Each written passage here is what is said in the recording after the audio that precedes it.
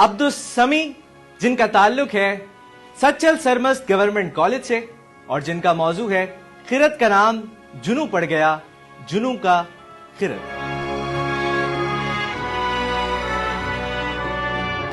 اس زمین پر پنپنے والے اولاد آدم خرد کے ہر سو کو چھوڑ چکے ہیں اور جنوں کے طواف میں مشغول ہیں، اس بات کا مظاہرہ کر رہے ہیں کہ یہ جنوں نہیں خرد ہے، یہ جنوں نہیں خرد ہے۔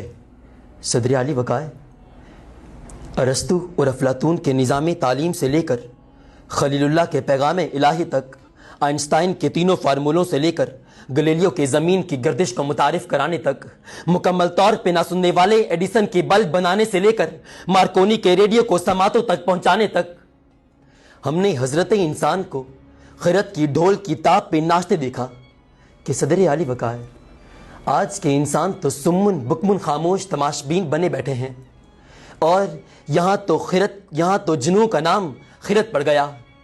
اور میرا سوال تو یہ ہے، کیا انہیں آسیہ کی نیلامی، حکمرانوں کے بھرے کشکول اور سکوں کی چھتکار سنائی نہیں دیتی؟ کیا انہیں 30 سے زیادہ گولڈ میڈل اپنے نام کرنے والے ڈاکٹر عبدالولید دکھائی نہیں دیتے؟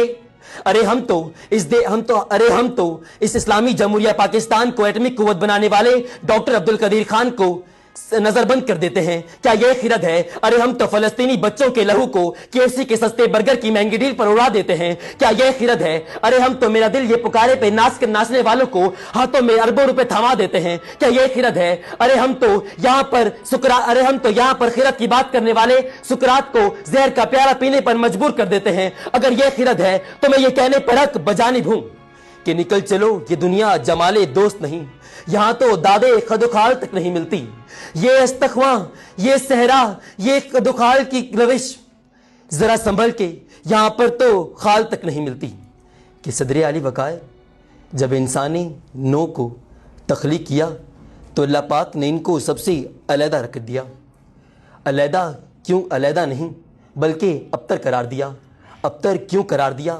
ابتر یوں قرار دیا کہ اس نوع انسان میں خیرت مندی کا حسن موجود ہے، اور نوع انسان کا خیرت مندی کے بغیر تصور ناممکن ہے، اور جب انسانیت خیرت مندی کے حسن کی قبا کو زیبتن کر لیتی ہے تو وہ آئنسٹائن، گلیلیو، زیچیرس زینسن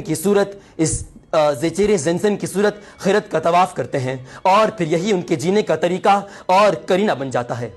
کہ صدر اعلی وقائے جنوں کا نام خرد اور خرد کا جنوں بولنے والوں کو یہ بات سمجھ کیوں نہیں آتی کہ جو شخص خرد کو جنوں اور جنوں کو خرد بدل دیتے ہیں، اور یہاں پر جنوں کا حسن زیب تن کرنے والا ایک شخص بزبان حال سے پکار رہا ہے کہ ہر حال میں، ہر دور میں تابندہ رہوں گا، میں زندہ و جاوید ہوں، پائندہ رہوں گا، تاریخ میرے نام کی تعظیم کرے گی، میں تاریخ کے اوراق میں آئندہ رہوں گا، میں تاریخ کے اوراق میں آئندہ رہوں گا۔ آپ کی سماعتوں کا بہت بہت شکریہ۔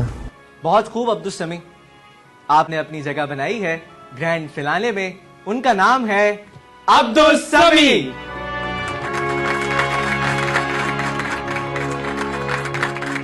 عبدالسمی، آپ کو بہت بہت مبارک۔